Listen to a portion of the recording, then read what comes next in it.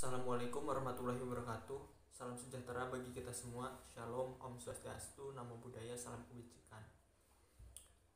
Sebelumnya perkenalan terlebih dahulu, saya Septianto, NIM 24014200039, Rombel Estetika Barat 405. Dalam kesempatan ini saya akan mereview mengenai materi estetika Jepang. Langsung saja pada pembahasannya. Estetika Jepang, Zen Buddhisme di Jepang. Zen secara harfiah berasal dari kata Zen, diambil dari bahasa Sanskerta dhyana. Zen lahir di Cina tetapi berkembang di Jepang. Perkembangan Zen semakin pesat, terbagi menjadi dua aliran, yakni Soto dan Rinzai.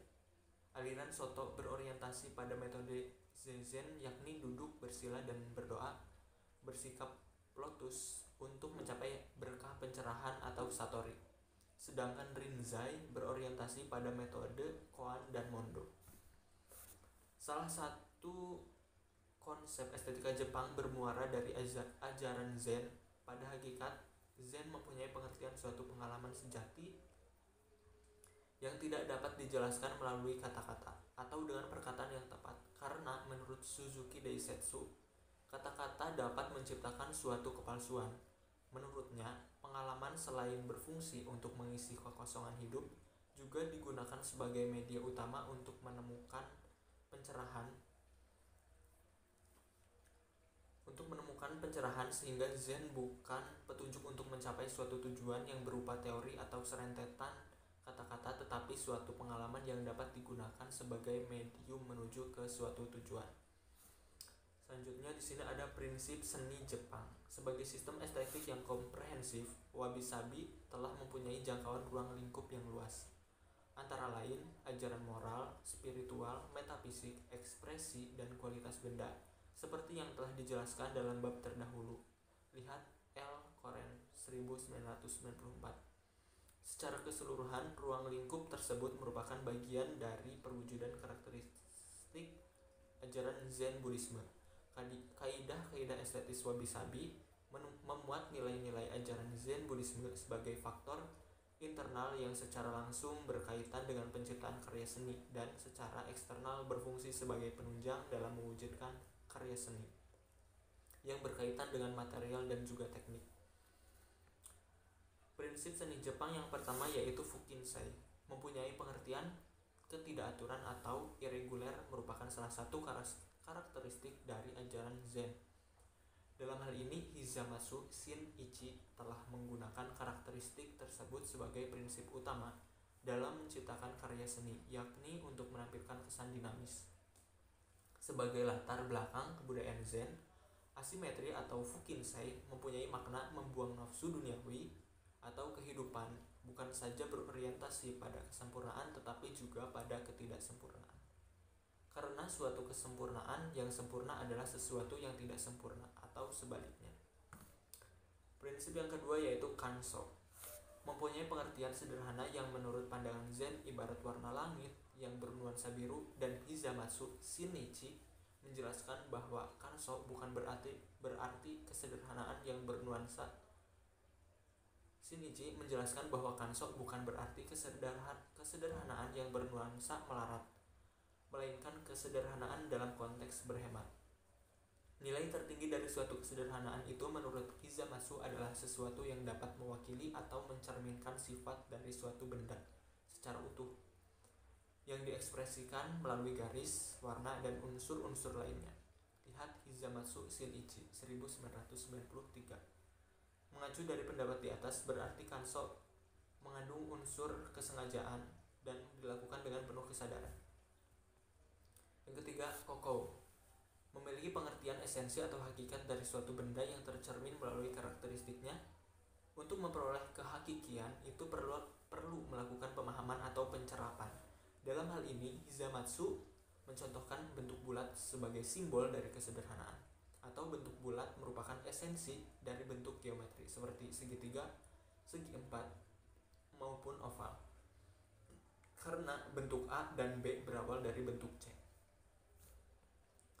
Yang keempat ada Shizen, mempunyai pengertian suatu yang terjadi dengan sendirinya secara wajar dan apa adanya. ariga mama. Juga tanpa pamrih atau tidak diawali dengan pemikiran dan tujuan tertentu.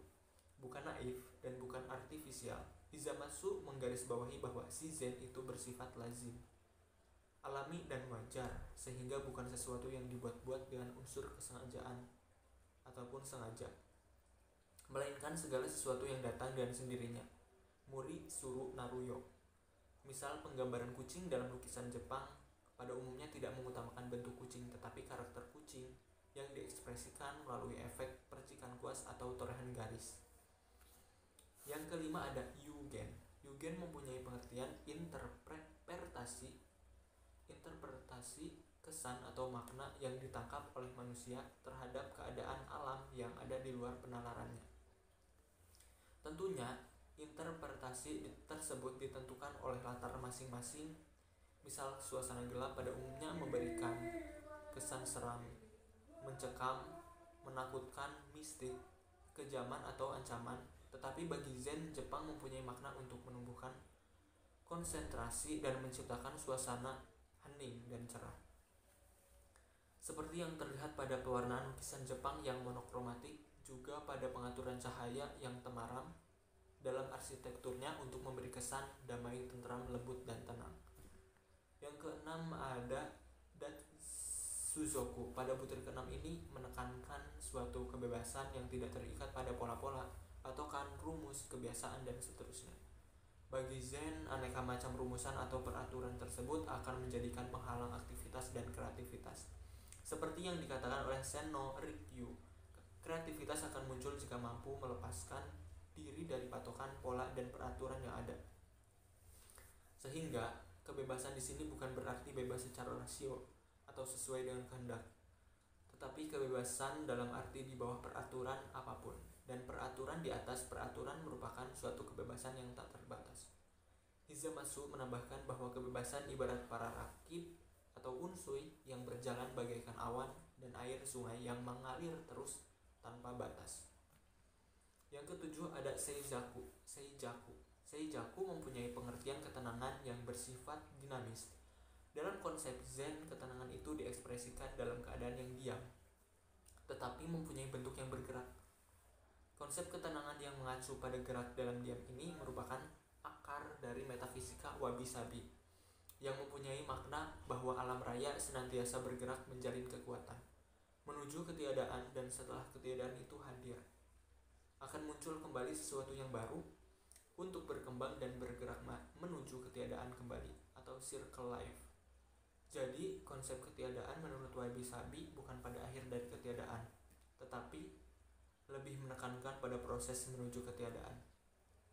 Diekspresikan melalui suasana hening, diam, berwarna temaram, dan menghadirkan aksentuasi atau kouten untuk mencapai kesan dinamis.